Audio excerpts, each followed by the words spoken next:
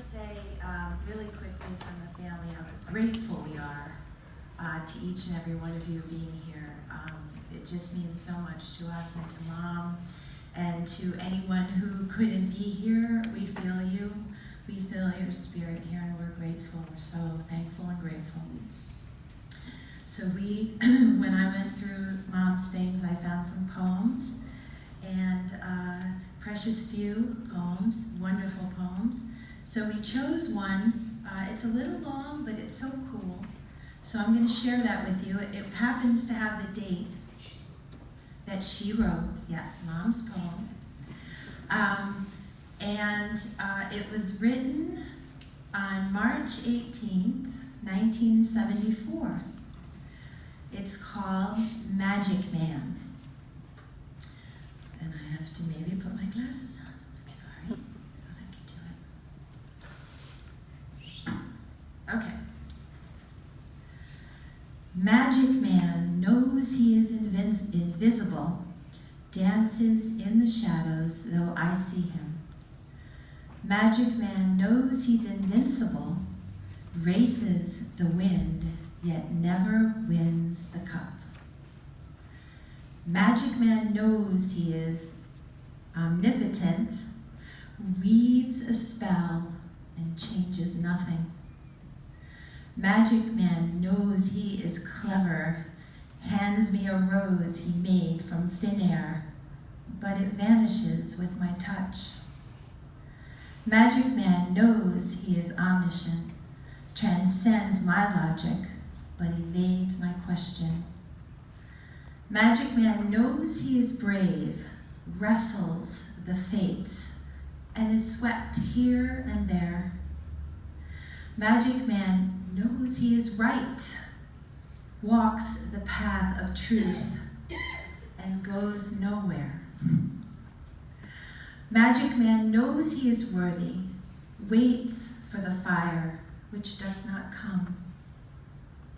Magic Man knows he is divine, conquers fear and pain, but there is anguish in his eyes.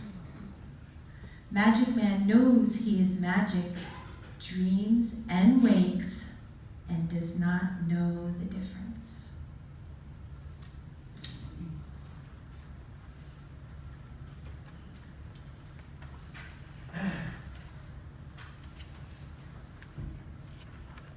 Okay, Broadway, who cried first? Let's get it over with. Oh, Frank? A long shot wins. Okay, I want to echo Marlo's thanks to everybody. We really appreciate your coming, but more importantly, Cassie appreciates it. So I will attempt to get through this. And if I have too much trouble, then Marlo will take over. Now I have to find page 2, and there's page 2. Yes, okay. As you know, Cassie was an intriguing, loving, and profoundly unique person. Like most of us, she had her special blessings and her special demons, all of which we appreciated. We're not here to have a service for a caricature of Cassie. I have no doubt that she is sharing this service with us today and deeply loves each and every one of us. Given her loyalty and courage, I can do it. I can't think of anyone I would rather have looking out for me than her, or anyone I would want to have less mad at me than her. To get the ball rolling in the memory department, I have a few observations and a few inputs from people who couldn't attend in person but are here in spirit. Cassie Dreyer had the worst shopping strategy in the history of the planet. Let me tell you how it worked. Well, we're having folks over for dinner tonight. So I want to have pasta. I'll need the pasta, I'll need garlic, I'll need 3 or 4 other things. One might say, well, I guess you'll want to check the cupboard to see if you have any. Not necessary. I know what I need. what is a supermarket for? So you go to the supermarket and get all that stuff. And about half of the pasta is left afterwards. Guess what happens the next time we're going to have pasta? Do we go to the cupboard? No way. We make our list and go to the store and buy it. And then finally, after about 52 years or 51 years of marriage, your husband says, what the hell is in that cabinet? You know, because they're packed. And you say, pasta from 1979. God bless you, Cass. So that not a successful method, and I'm trying not to copy her in that regard as I become a homemaker. She had, oh, where are they? You gotta sneak them up here. Yeah. Sorry, we have a prop that's important. A special preference, which anybody who knows her knows, and please look when you go to the clubhouse, please look at all the pictures of her. 78% of them, she's wearing glasses like these. Isn't this great? So these glasses that she wore were even sufficiently large to block her unbelievable beauty. And I frequently, when I'm sitting in my office, I can see the car coming in, and frequently I would say, oh my God, there's a bug driving Cassie's car. Wait a minute, that's Cassie. She's steering above, and all I see are these, the steering wheel. So, but she loved them, and no way anybody's going to talk her out of them. What a tough Swede. I'll tell you, they talk about hard-headed Scandinavians. I'm telling you, they're right. She stuck to her guns on any and all positions, whether political or domestic. Believe me, she stuck to them on domestic. And refused to yield until the evidence supporting an opposing view was simply overwhelming. But even then, she didn't always remain in the yield position very long. It took me about 40 years to learn that backing off and suggesting she think about it for a day was the only strategy that would work. You know, what an idiot. I'm right, so I will argue with her all day. And it was about, after 40 years, I one day said, she said, just let me think about it. I said, she said that to you 8 million times. Why don't you try it? What do you got to lose? So I said, okay, we can talk about it tomorrow. The next morning she said, you know, I was thinking about that, and I think you're probably right. And I almost had a heart attack. But a lot of wasted years there fighting. I know many women envied her beauty, but she found it to be a mixed blessing. She really often wished she was just a plain Jane.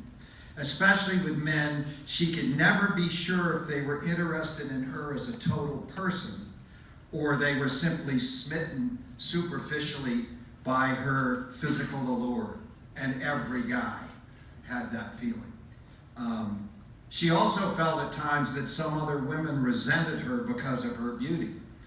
In high school, she was placed at the goalie position in field hockey over her loud objections. And she remembers the big, strong farm girls having a special aggressive smirk as they charged her with their hockey sticks. She said that was the way they got back at me. They said, little Miss Pretty Face, see how she likes a hockey stick in that face. Culinary skills were legendary. Our dear friend Heath Whittle, who's with us today, would frequently say, well, yes, of course John Dreyer can say he eating at home because he eats a 5-star restaurant meal every night. And whenever we had leftovers, it took Heath less than 2 minutes to be at the front door with it. I'll take them. And the reason for that is that, like all of her creative endeavors, she excelled at cooking because she did her research, she took her time, and she wasn't ever afraid to try something new. She was an amazing ability to focus, whether it was the New York Times Sunday crossword puzzle, or whatever. She had the ability to focus, and she used to have a joke at my expense if she would doing some, you saw the needlepoint out there, well, she'd be doing something like that, and I would get nervous just watching, and she'd smile and say, "Oh, John, I think this would be a perfect hobby for you." Would never work. Okay, now it's your turn, and I would like, in the spirit of Cassie, to ask any of you who who wish to get up and just tell us about Cassie from your perspective. And you don't have to get up here. We have two volunteers who will hand you the microphone.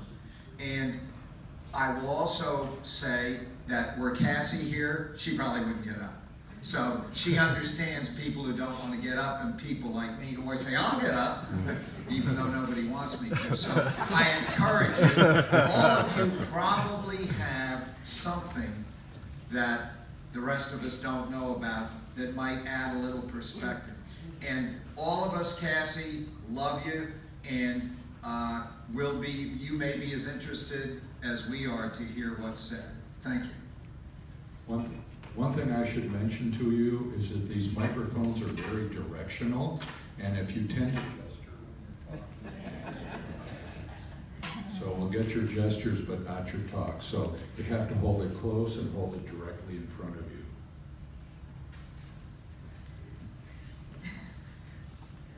I didn't know that Cassie was not fond of public speaking because she articulated so well.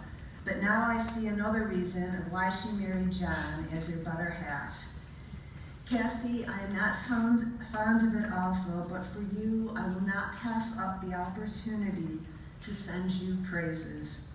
I was blessed and grateful to have had Cassie as my friend. The first time I met her, she made time from the day to introduce herself, and we started to get to know each other. Cassie was a lovely lady who I admired for countless reasons.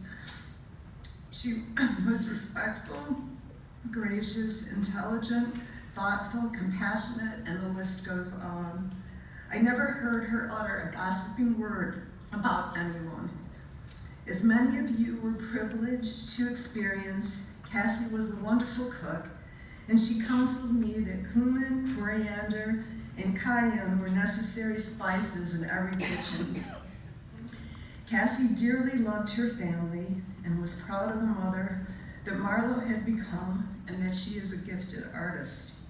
Delighted that Richie enjoyed cooking, proud that he is a terrific self-taught musician, thrilled that Katie had an interest in cooking, and was a little boastful that those genes were passed on from her side of the family. And confident that Abby would excel in life's adventures ahead because she is disciplined, competitive, an achiever, and dedicated. As for John, there could never have been enough lifetimes for both of you to share together. You crap! Always one like you.